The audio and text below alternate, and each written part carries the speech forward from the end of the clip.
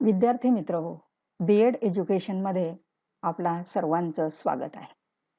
आजच्या माहिती संप्रेषण तंत्रज्ञानाच्या युगात आणि डिजिटलायझेशनच्या युगामध्ये विद्यार्थ्यांची वैशिष्ट्ये सतत बदलत आहेत. तंत्रज्ञानाचा विकास होण्यापूर्वी विद्यार्थ्याने आपल्या जागेवर गुपचूप बसावे आणि शिक्षक जे शिकवित आहेत, ते ज्ञान ग्रहण करावे अशी अपेक्षा केली जात होती. त्यावेळी विद्यार्थी निष्क्रिय असायचे आणि शिक्षक मात्र सक्रिय असायचे. वर्तमान संकल्पनेनुसार मात्र विद्यार्थ्यांनी सक्रिय भूमिकेमध्ये राहायला पाहिजे आणि शिक्षकांची भूमिका ही फक्त अनुकूल वातावरण निर्माण करण्याची असावी. विद्यार्थ्यांनी सक्रिय राहावे यासाठी सक्रिय वातावरण निर्माण करणं आवश्यक आहे आणि सक्रिय वातावरणामध्ये सक्रिय अध्ययन घडणे आवश्यक आहे.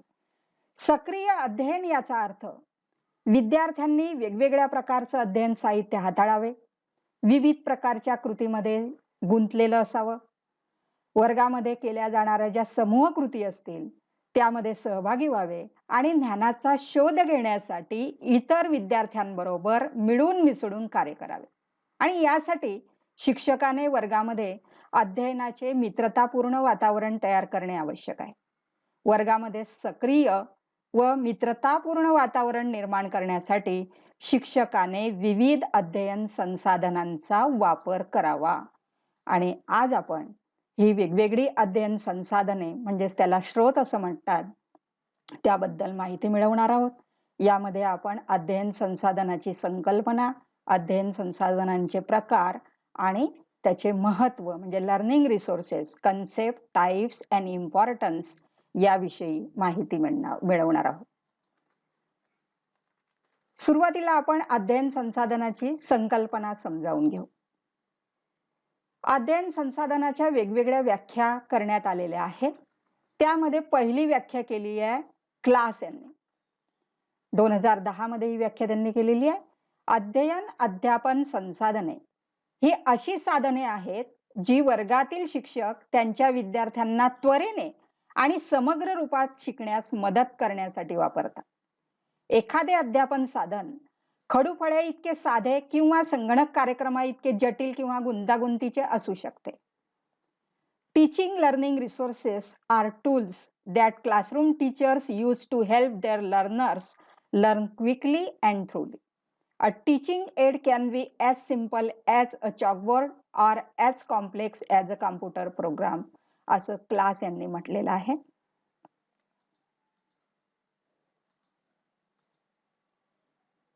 अध्ययन संसाधनाची दुसरी व्याख्या केलेली आहे हेफोर्ड यांनी 2013 मध्ये.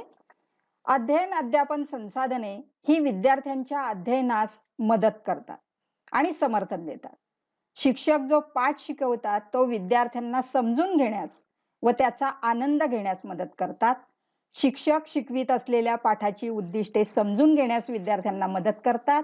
या व्यतिरिक्त अध्ययन अध्यापन संसाधने ही शिक्षकांना विद्यार्थ्यांची विषयाच्या आकलनात सुधारणा झालेली आहे किंवा नाही हे तपासण्यास मदत करतात.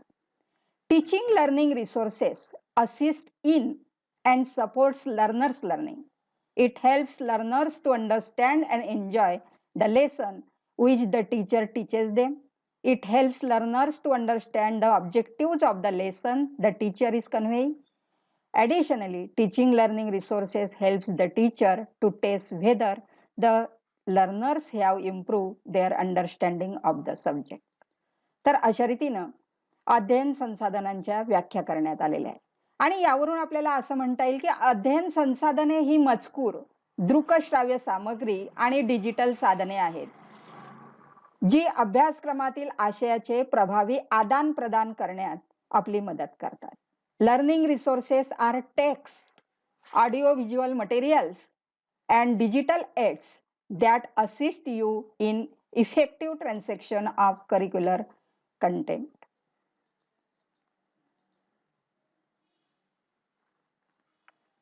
त्यानंतर आपण अध्ययन संसाधनांच्या प्रकारांबद्दल माहिती मिळवू. Types of learning resources.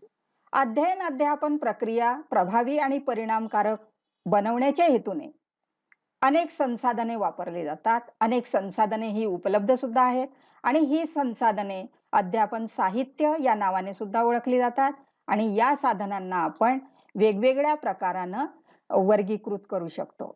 अध्ययन संसाधनांचे वर्गीकरण 3 प्रकारानं करता येते. पहिला प्रकार अभ्यासू. यामध्ये अध्ययन संसाधनांचं वर्गीकरण या 2 प्रकारांमध्ये केलेलं आहे. एक पारंपरिक अध्ययन संसाधने म्हणजे ट्रॅडिशनल लर्निंग रिसोर्सेस आणि दुसरं आहे आधुनिक अध्ययन संसाधने मॉडर्न लर्निंग रिसोर्सेस.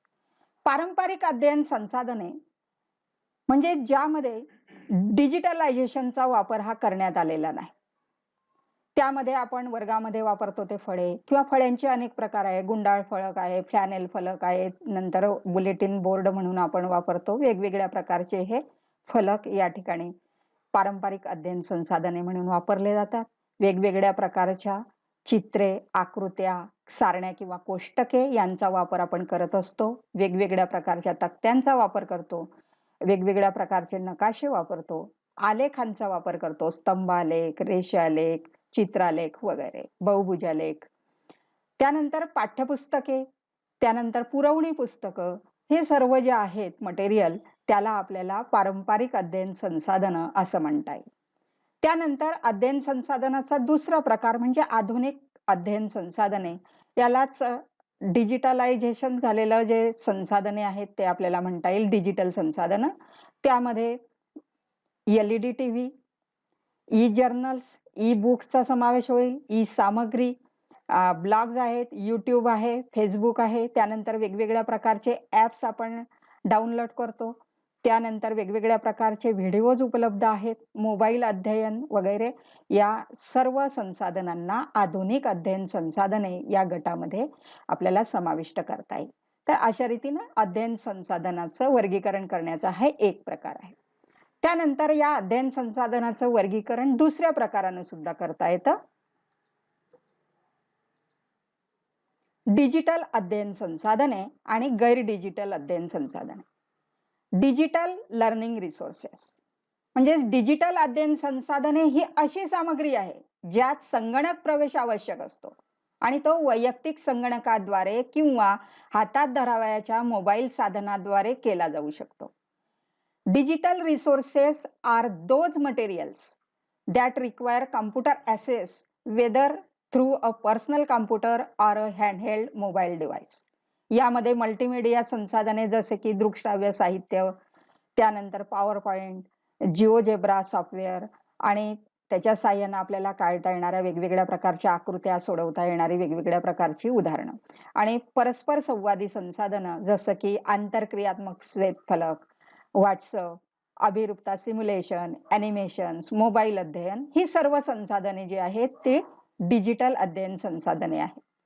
त्यानंतर गैर डिजिटल अध्ययन संसाधने म्हणजे याला कन्व्हेन्शनल असं सुद्धा आपण म्हणू शकतो, पारंपरिक अध्ययन संसाधनं किंवा नॉन डिजिटल लर्निंग रिसोर्सेस. गैर डिजिटल अध्ययन संसाधनांमध्ये विशेषतः संगणक तंत्रज्ञान वापरले जात नाही. Computer technology is not used especially in non-digital learning resources. उदाहरणार्थ बघा, फलक, चित्रे, तक्ते, नकाशे, आलेख, पाठ्यपुस्तके, कार्यपुस्तिका, ओघ तक्ते, त्यानंतर प्रतिकृती यांना समाविष्ट करणारे ज्या आकृत्या आहेत या सर्वांचा समावेश गैर डिजिटल अध्ययन संसाधनांमध्ये आपल्याला करता येईल. यानंतर अध्ययन संसाधनांचा तिसरा प्रकार आपण अभ्यासू.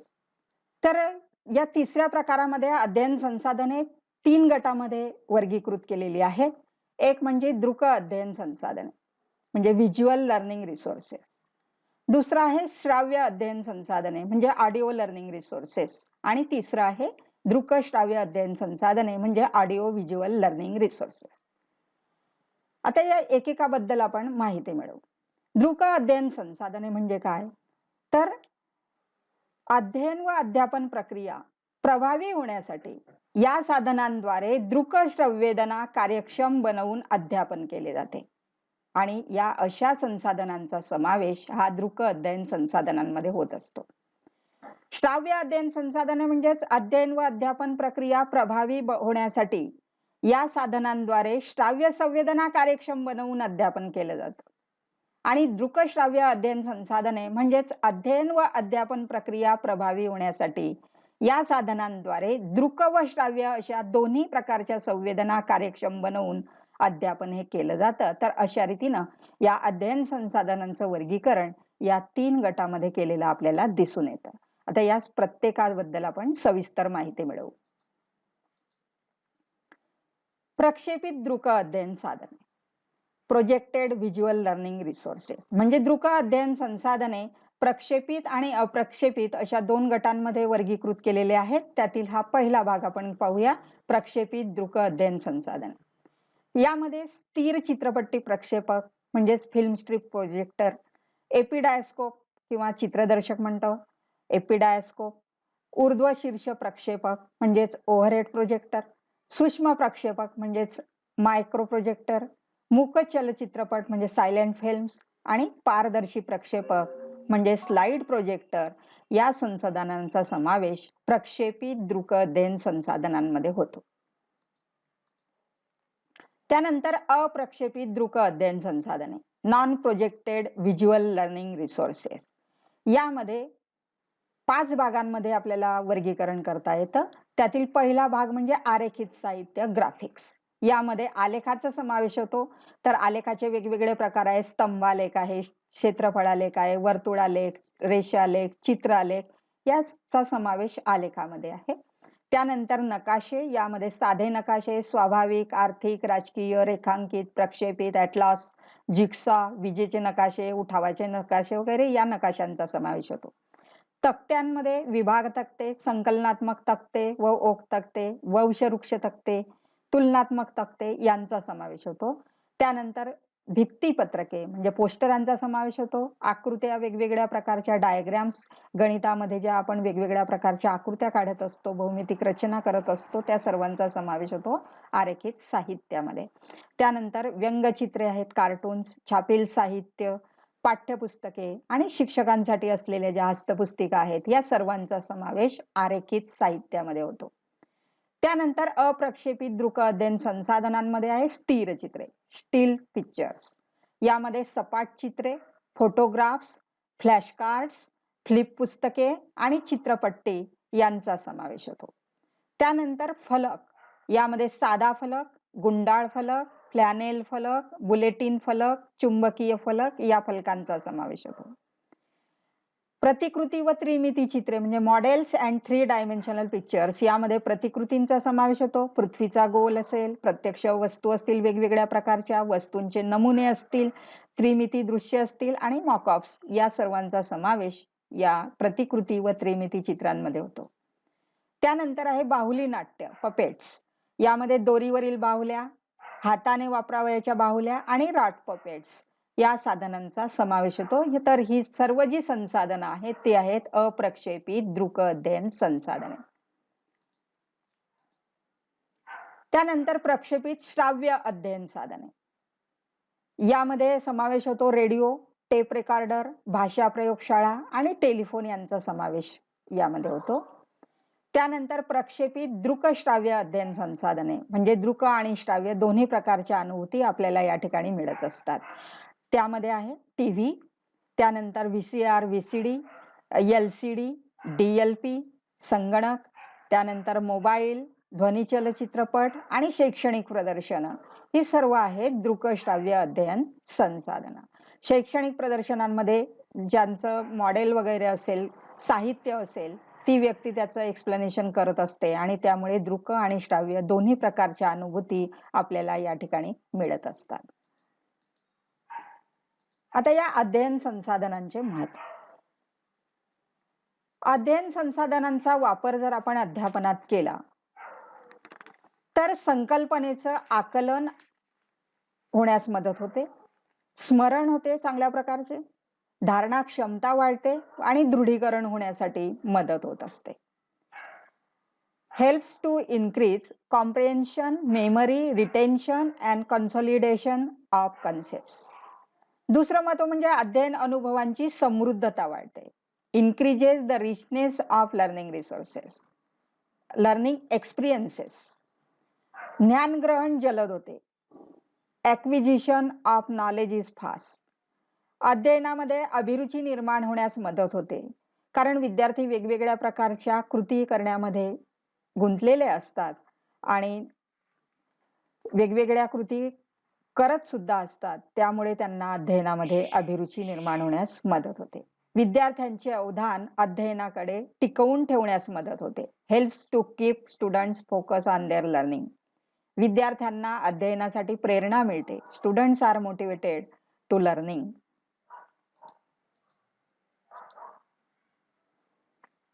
वर्गामध्ये उत्साही वातावरण निर्माण होतं. त्यानंतर अध्ययन अध्यापनात विविधता, रंजकता व सखोलता आपल्याला आणता येते. अशक्य वा असंभव बाबींचे अप्रत्यक्ष अनुभव देता येतात. विद्यार्थ्यांमधील वैयक्तिक भेद ओळखण्यास मदत होते आणि विद्यार्थ्यांची कल्पना करण्याची क्षमता, निरीक्षण क्षमता, चिकित्सक विचार करण्याची क्षमता व अनुमान क्षमता, नवनिर्माण क्षमता आणि शोधक वृत्ती विकसित होत असतात. शिक्षक व विद्यार्थी यांच्यामध्ये चांगल्या रीतीने सुसंवाद साधला जातो. कारण विद्यार्थी ज्या वेळेला वेगवेगळ्या प्रकारचे प्रश्न शिक्षकांना विचारतात किंवा शिक्षक विद्यार्थ्यांना अध्ययन संसाधन दाखवून वेगवेगळ्या प्रकारचे प्रश्न विचारतात, त्यावेळेला त्यांच्यामध्ये चांगल्या रीतीने सुसंवाद हा साधला जातो. अध्ययन अध्यापन प्रक्रिया प्रभावी व परिणामकारक होते आणि विद्यार्थ्यांना अनेक दृक साधने हाताळण्याची आणि स्वतः हाताने तयार करण्याची संधी या ठिकाणी उपलब्ध होते. विद्यार्थ्यांना आपल्याला वर्ग कार्यामध्ये गुंतवून ठेवता येतं आणि शिक्षक व विद्यार्थी यांच्या वेळ व श्रमाची बचत या अध्ययन संसाधनांचा वापर अध्ययन अध्यापनामध्ये केल्यामुळे होत असते. अध्ययन अध्यापन संसाधने महत्वाची आहे आणि याचं कारण त्यांच्यामुळे अध्ययन वास्तव परिस्थितीमध्ये आणि स्वतः कृती करून शिकल्यामुळे घडत असतं आणि हे आपल्याला या आकृतीच्या साहाय्यानं अधिक स्पष्ट होण्यास मदत होईल. आता जुन्या म्हणीनुसार असं म्हटलं जायचं की जेव्हा मी ऐकले तेव्हा मी विसरलो. What I hear I forgot. जेव्हा मी पाहिले मला आठवले. What I see I remember. जेव्हा मी केले मला समजले. What I do I understand. जेव्हा मी कृती केली तेव्हा मला ते समजले. असं जुन्या म्हणी आहे. आम्ही शिकतो. आपण कसे शिकतो? 1% चवीमधून, 1% थ्रू टेस्ट, 1.5% स्पर्शातून म्हणजे थ्रू टच, 3.5% गंधातून शिकतो, 3.5% थ्रू स्मेल, 11% ऐकून शिकतो म्हणजेच 11% थ्रू हिअरिंग and 83% पाहून म्हणजे 83% थ्रू साइट.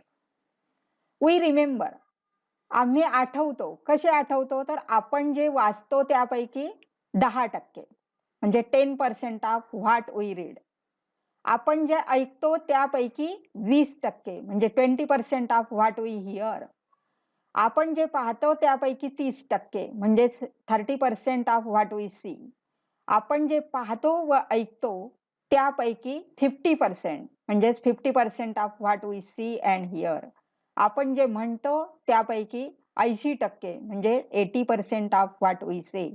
आपण जे म्हणतो व करतो त्यापैकी 90% म्हणजेच 90% of what we say and do.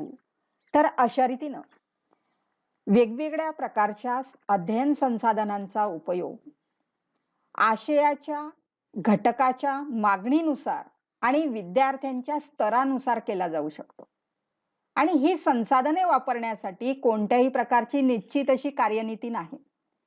परंतु निश्चित केलेली जी अध्ययन उद्दिष्ट आहेत ती विद्यार्थ्यांनी प्राप्त करावी यासाठी शिक्षकाने आवश्यकतेनुसार योग्य अशा अध्ययन संसाधनांचा वापर करून आपले अध्यापन अधिक प्रभावी व परिणामकारक करावे आणि जेणेकरून विद्यार्थ्यांचं अध्ययन सुद्धा प्रभावी आणि परिणामकारक होईल.